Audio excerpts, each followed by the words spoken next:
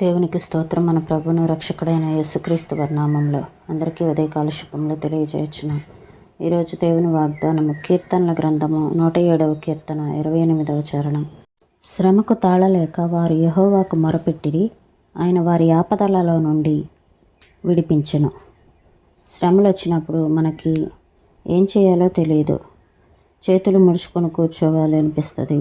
ఒక్కోసారి ప్రపంచమంతా నాకు ప్రతికూలంగా ఉందా ఏంటి, ఈ బాధ నేను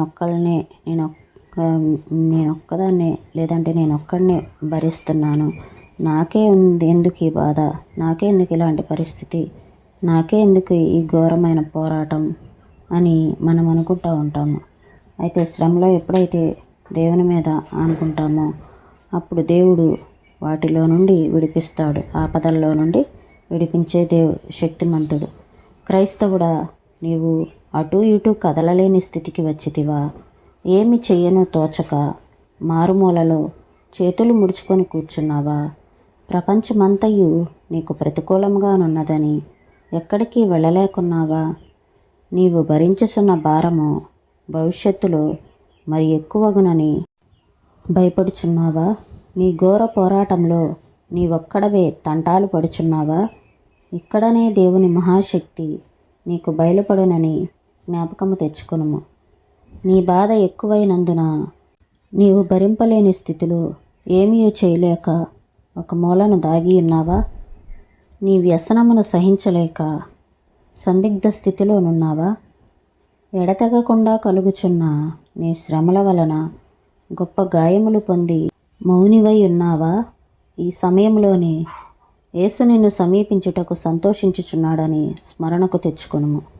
నీవు చేయవలసిన పని యావత్తు ఆగిపోయినదని, నీవు దానిని ముగింపలేకున్నావని మూలన చతికినబడితివా? అది నీ హృదయము మీదనో నీ భుజము మీదనో బరువుగానున్నదా? దానిని చేయుటకు నీకు బలము కావలెనని కోరి తడబడుచున్న నీ హస్తములను చాచి ఉన్నావా? అక్కడనే నీ భారమును మోయుటకు నీ ప్రభువు నిలిచియున్నాడని మరచిపోకుము. నీ అంతమునకు నీవు వచ్చియున్నావా? నిన్నెన్నడును దగా చేయని దేవుడు నిన్ను కలుసుకు స్థలం ఇదే. నీవు అందుకు సరి అయిన స్థలమునకు వచ్చియున్నావు. నీ అడుగులు ఇకను నూతన వెలుగులో పెట్టబడుటకు సంసిద్ధముగానున్నవి.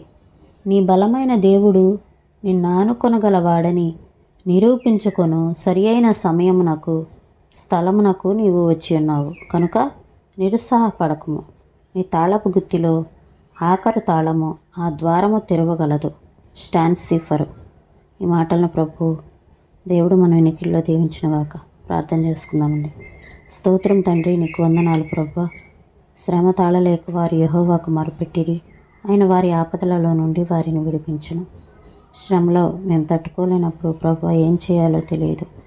ఎటు కదలలేని స్థితిలో మేము ఉంటాం. ఒక మూలన చేతులు ముడుచుకొని కూర్చునే పరిస్థితి వస్తుంది.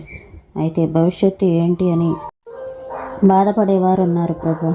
అటువంటి వారిని, అలానే ఘోర పోరాటములలో ఇబ్బంది పడేవారిని మీరు జ్ఞాపకం చేసుకోనండి. మీ శక్తి బయలుపడినని ప్రతి ఒక్కరూ జ్ఞాపకం తెచ్చుకోవటానికి సహాయం చేయమని, మీ సన్నిధి తోడుగా ఉంచి నడిపించమని యేసయ్య నామంలో అడిగి వేడుకొంచున్నాం తండ్రి. ఆమేన్.